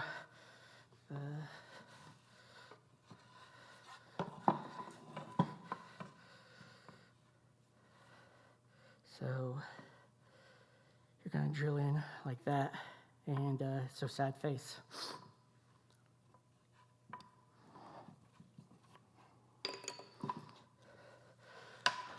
think there was, I wanted to miss that. I might drill from this side.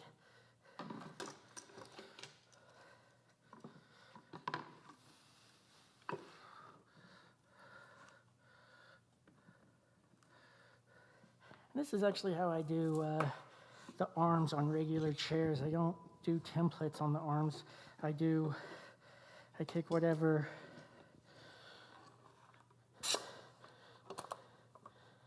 Actually, I won't go into that. That's a lot more detail, and take the class.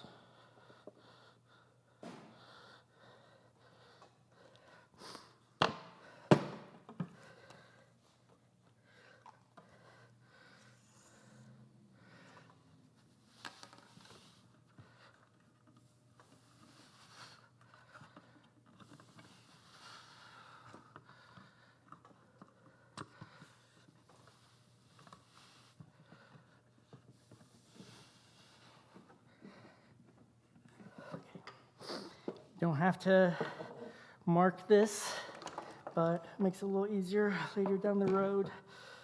I'm just gonna mark this. I'm not gonna use that whole amount for the comb. That kind of gives me the angle. I'm going to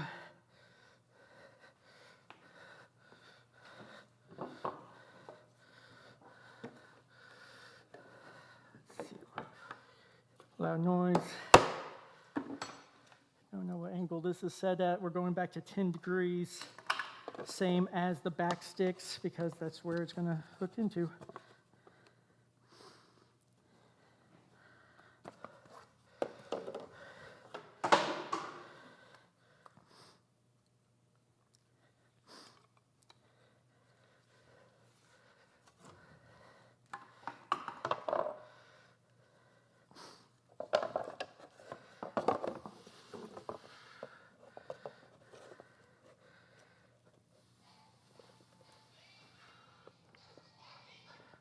Still got 10 minutes.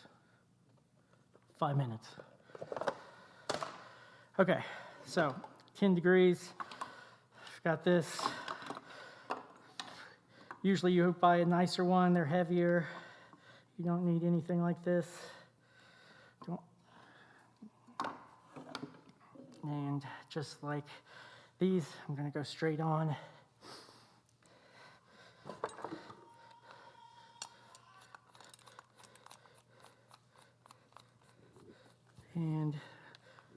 But the angle's a lot easier to drill this way, so because it's just going to kind of go in there.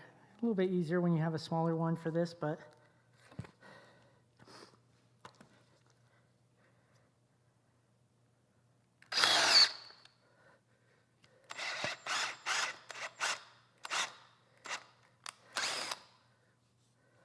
using that same tape mark, don't want to drill through the, and you know, for the sake of myself and no one yelling at me, hopefully it doesn't go through and hit the bench.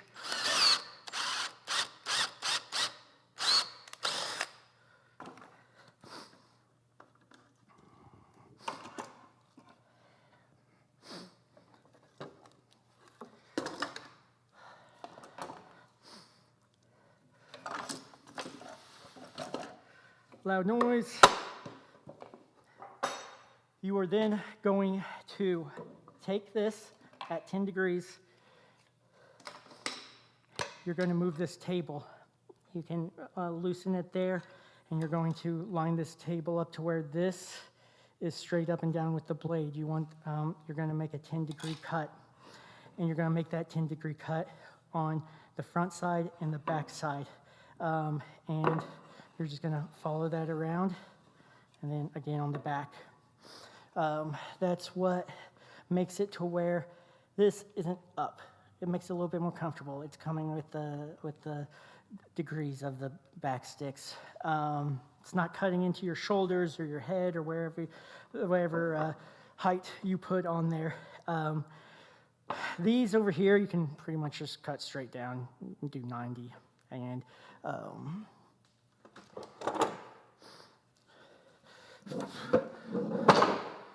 let's see here.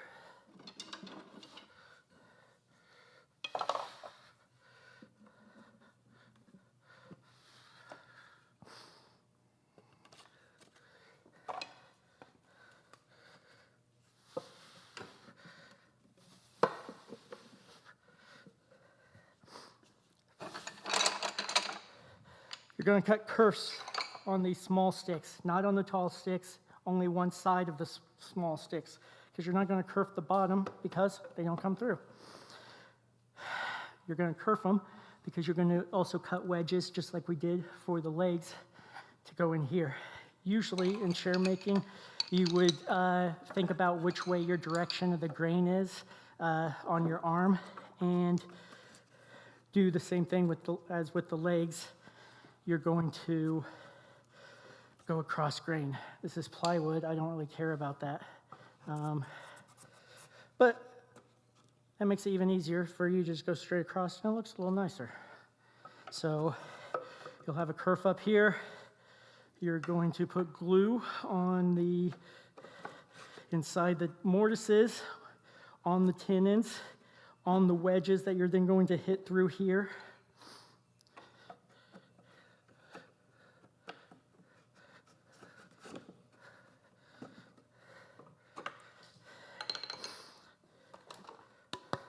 You've cut this out. It's 10 degrees on both sides. It's not going to be up straight like it is now. It's going to be at a nice angle. And, I mean, we could stop there and have a nice modern chair. I've actually thought about not cutting this out, letting that be the seat, let this be the base. It'd be like a bull manure George Nakashima or something, I don't know. But this fitting takes like all day to do it on a regular chair. We sandwich drilled. We know it's going to be in the same spot, so it went in easy. We use yellow glue because we don't need an open time. It took me exactly 5 minutes to put that together, less than. So there you have it.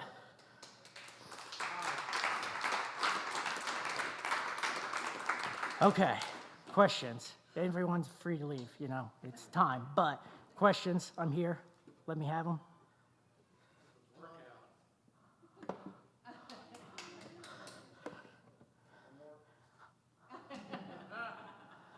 You gotta be excited about chair making, okay? So, yeah, it usually takes me 4 hours to get to this spot, and then I mess up finishing about 5 different times, and then it takes me another 10 hours to finish it. So, you know, if you're better than me, just use milk paint or whatever. Chalk paint is what Chris recommends, just because we're keeping with the theme of getting everything from the hardware store. So, Is that what you used on this chair down here, is chalk paint? milk paint. Milk paint, Yeah, okay. homemade milk paint, lime, pigments, and then there's like a black wax over it. So, Yeah, it looks good. yeah, broke the arm, and easy enough repair. So, Okay, so there you have it. Thanks, Alex. That was awesome. thank you. If you want to learn how to do or want to make your own chairs for your home, for your backyard, right, for your deck, anywhere you want to put them, they're a Anywhere great you chair wanna to sit. make. You can either get a book or download a book. It'll tell you what you want to do. I think Alex mentioned maybe 8, 9 times that we have a class on this. He and Grace teach as well, so you can come take classes and be more handsome and Oh my gosh. smarter. The and things it will do for you. Yeah. But it is a nicer chair that we make, a lot more angles to it. We really get into, I mean, you're going to be Yeah, a you chair get maker to by the time you're sculpt done. the seat a little bit so you rest in it a little easier. You can learn the difference between a 2-finger and a 3-finger chair. All kinds of things go on. So thanks for coming. Remember, next month we're doing table saw sleds. So it ought to be a really good course. The guild, one of the members bought a tool that I heard he's going to leave with the guild so you can make your own sleds. So even if you don't have a table saw at home, having a sled that you can carry to this shop so you know it's true and it's clean and it's not broken when you show up is often a good thing. So you can learn how to do that. And then following that, in June, we are having Grace Ambrose is teaching a skill builder on actually mixing your own milk paint. So Alex just kind of mentioned that was the finish on there. So that's something to consider, is mixing your own milk paint, how to put that together. And what is it you make? What do you have to do to the milk? What it's called? I don't know. Like sport or something like that? I mean, or- I put some vinegar in with skim milk, and then it makes whatever that word is that the French Quark. use. It's quark. You That's got to right. make your own quark in order to make milk paint. So she shows you how to do that. And They have a we'll take book you through that that's whole chemical. Yeah, like they have that. one, another one like this. There's a whole bunch of these. One is first aid in the shop. One is sharpening, which is a real good set of instructions. You have a question? Come find a mic. Come find a microphone up here, please. So I have an advanced question now. So on the milk paint, homemade milk paint, how has that gone for you?